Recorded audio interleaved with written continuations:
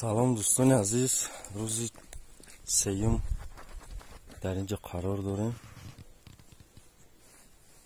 بسیار یک فضای آرام، یگان آوازی خبررسان نیست، یگان موتور، پرفراتور، دیزل، کاندیشنر، الکترونیکا عموما نیست، برق نیست.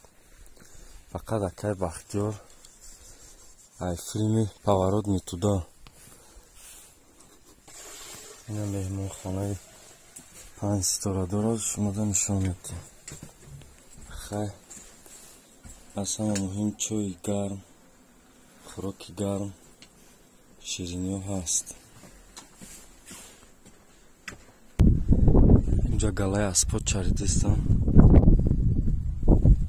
خودی این موضع نویه خوالینگ نام داره.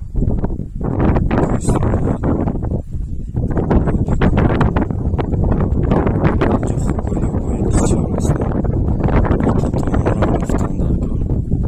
ما رفتیم 10 کیلومتر را کوه با کوه می روی، بعد پیدا کردن ممکن است. این چونین عقاب دیدیم، گرگ دیدیم، خرس بچه دیدیم. حیواناتی بسیار در اینجا عمر به سر میبرند. این همه کلبه شکارچیان.